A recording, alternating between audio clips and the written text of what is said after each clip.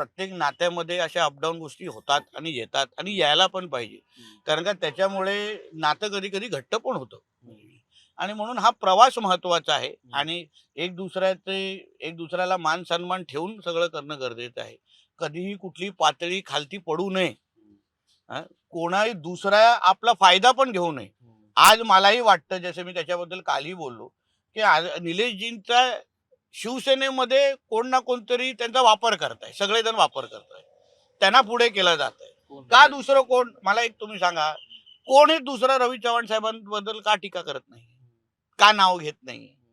एक तर निलेशजीत कशाला घेत आहेत, सगळे बाकीचे बाकी का बोलत नाही की निलेश राणेजी जे रवी चव्हाण बद्दल बोलतात, रवी चव्हाण साहेबांबद्दल बोलतात ते बरोबर आहे? म्हणजे कुठे ना कुठेतरी त्यांना एकटं पडलं जात आहे, एकटं नाही, मी पडलं सांगतो जातंय. तुम्हाला. माझी माहिती अशी आहे, की शिवसेनेच्या कोट्यातनं भविष्यात त्यांना मंत्रिपद मिळेल. चांगली गोष्ट आहे. हां, असं असं त्यांना सांगितलेलं आहे. Very so good. Take a head on, की रवींद्र चव्हाणांना तुम्ही हेड ऑन घ्या. शेवटी बघा काय आहे, ती स्ट्रॅटेजी असेल आणि त्याला त्याच्यातला फायदा होत असेल तर निश्चित चांगलं आहे. ओके. पण तुम्ही चव्हाण साहेब, फडणवीस साहेब आणि ह्या सगळ्या लोकांबरोबर आमचे असलेले जे काही संबंध आहेत, नातं आहे, ते त्याच्यामुळे आपण पणाला लावू नये असं मताचा मी आहे. आणि ती खराबी करू नये. खराब बिलकुल करू नये, कारण का काय आहे, हीच माणसं अडचणीच्या काळात आमच्यावर राहुलजी उभे राहिलेले आहेत.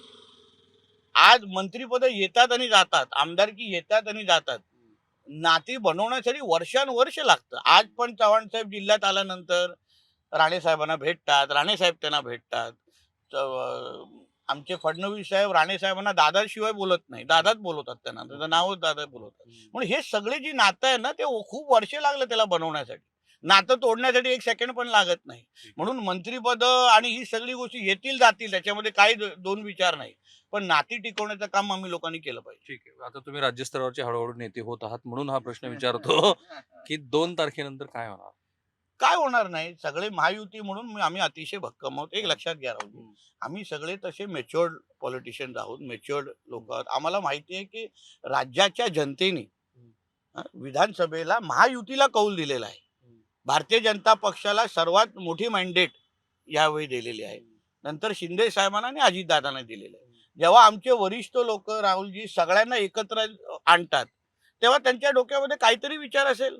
आज शिंदे साहेब एनडीएचा अतिशय महत्वाचा घटक आहे, त्यांच्याकडे खासदार आहेत, ते मोदीजींबरोबर, ते मोदीजींना त्यांनी समर्थन दिलेलं आहे आणि देश आणि राज्य हे चालवणं आमच्यासाठी दृष्टिकोनातून महत्वाचं आहे. आज राज्याच्या जनतेने जे आम्हाला हिंदुत्वाच्या नावाने जे मॅन्डेट दिलं, विकासाच्या नावाने राहुलजी जे मॅन्डेट दिलं ना, त्यासाठी पुढची 5 वर्ष जनतेसाठी काम करणं गरजेचं आहे. आणि त्यासाठी 2 तारखेच्या नंतर आम्ही आम्ही कितीही आपसामध्ये वादविवाद झाले, पण 2 तारखेच्या नंतर राज्याच्या जनतेसाठी मी आता पूर्ण निवडणुकीमध्ये मी एवढंच बोलतोय की सिंधुदुर्गचे आणि या 4ही मतदारसंघाची जे मतदार आहेत तेच केंद्रबिंदू आहे या निवडणुकीचे. ओके. निलेश नितेश नाही, रवी चव्हाण साहेब नाही, भारतीय जनता पक्ष, शिवसेना हे कोणच नाही. आम्ही ही निवडणूक ह्या इकडच्या मतदारांसाठी लढतोय, तेच ह्या निवडणुकीचे केंद्रबिंदू आहे.